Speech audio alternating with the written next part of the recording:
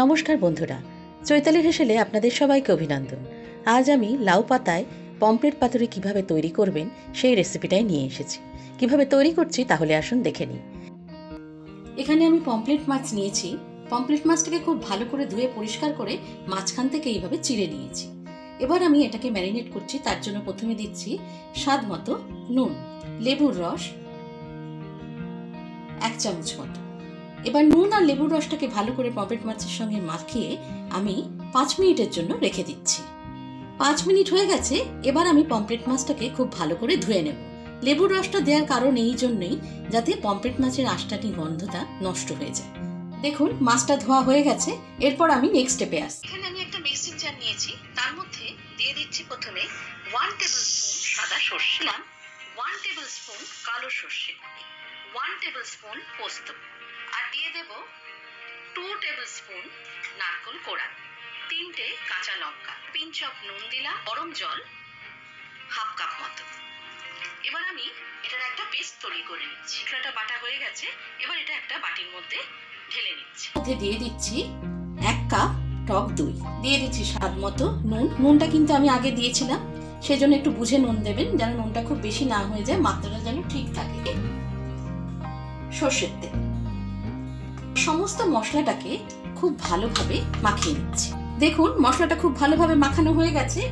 এইবার আমি যে মাছটাকে ধুয়ে রেখেছিলাম, পমফ্রেট মাছটাকে, সেই মাছটাকে এর মধ্যে দিয়ে দিচ্ছি। দিয়ে মশলাটা খুব ভালোভাবে পমফ্রেট মাছের সঙ্গে মাখিয়ে নিচ্ছি। এটা যেন মাছের সঙ্গে ভালোভাবে মাখানো হয়ে যায় সেদিকে খেয়াল রাখতে হবে। মশলাটা মাখানো হয়ে গেছে। এই অবস্থায় মশলা মাখিয়ে আমি মিনিট 10 জন্য এটাকে রেখে দিচ্ছি। 10 মিনিট হয়ে গেছে। এবার আমি ঢাকনাটা খুলে নিচ্ছি। দেখুন পমফ্রেটটা সুন্দরভাবে ম্যারিনেট হয়ে গেছে। এবার আমি নেক্সট স্টেপে আসছি। লাউ পাতাটাকে খুব ভালো করে ধুয়ে পরিষ্কার করে রেখেছি। এবার এই ম্যারিনেশনের যে মশলাটা আছে, প্রথমে সেই মশলাটাকে একটা বেস বানিয়ে নিচ্ছি পাতার। 1 পিস মাছ তুলে নিলাম। তুলে নিয়ে ওর মধ্যে মশলাটা আবার একটু দিয়ে দিলাম। এবার এর মধ্যে দিয়ে দিচ্ছি সর্ষের তেল 1 টিস্পুন,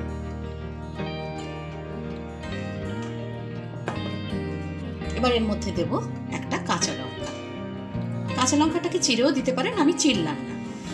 এবার এই অবস্থায় আমি পাতাটাকে খুব ভালোভাবে মাছের সঙ্গে মুড়িয়ে নিচ্ছি। পাতাটা খুব ভালোভাবে মুড়িয়ে নিয়েছি। এবার একটা টুথপিক নিচ্ছি, টুথপিক দিয়ে পাতাটার সঙ্গে ভালোভাবে আটকে দিলাম। এইভাবে আমি প্রত্যেকটা তৈরি করে নিচ্ছি।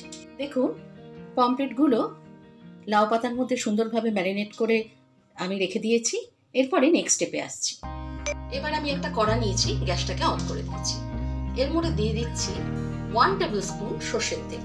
তেলটাকে খুব ভালোভাবে গরম করে নিচ্ছি। দেখুন তেলটা খুব সুন্দরভাবে গরম হয়ে গেছে। গ্যাসটাকে আমি একটু এবার মিডিয়াম ফ্লেমে করে দিলাম। করে দিয়ে আমি এক একটা করে পমফ্রেট মাছ যেটা পাতায় মোড়া ছিল সেটা আমি তেলের মধ্যে দিয়ে দিচ্ছি।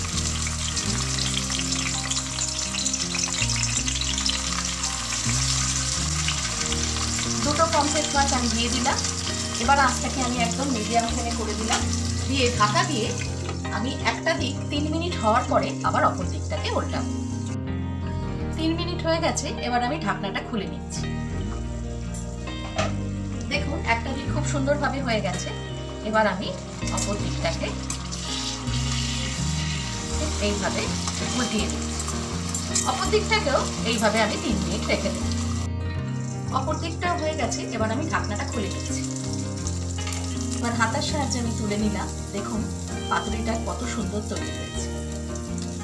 এইভাবে আমি আরগুলো তৈরি করে নিচ্ছি। পাতুরিটা ঠান্ডা হয়ে গেছে। এবার আমি টুথপিকটা খুলে নিচ্ছি। এবার আস্তে করে পাতাটা তুলে নিলাম। দেখুন আমি চামচ দিয়ে দেখাবো কতটা জুসি তৈরি হয়েছে। দেখুন স্কিনটা একদম সুন্দরভাবে মশলা সমেত সফট হয়ে গেছে। ঠিক এই রকম ভাবে তৈরি হবে পমফ্রেটের পাতুরি। এইভাবে খুব সহজেই কয়েকটা উপকরণ দিয়ে তৈরি করে ফেলুন একটা অসাধারণ স্বাদের পমফ্রেট মাছের পাতুরি। আমার আজকের রেসিপিটা যদি আপনাদের ভালো লাগে লাইক করবেন, শেয়ার করবেন, কমেন্ট করবেন, সাবস্ক্রাইব করতে কিন্তু ভুলবেন না। খুব ভালো থাকবেন।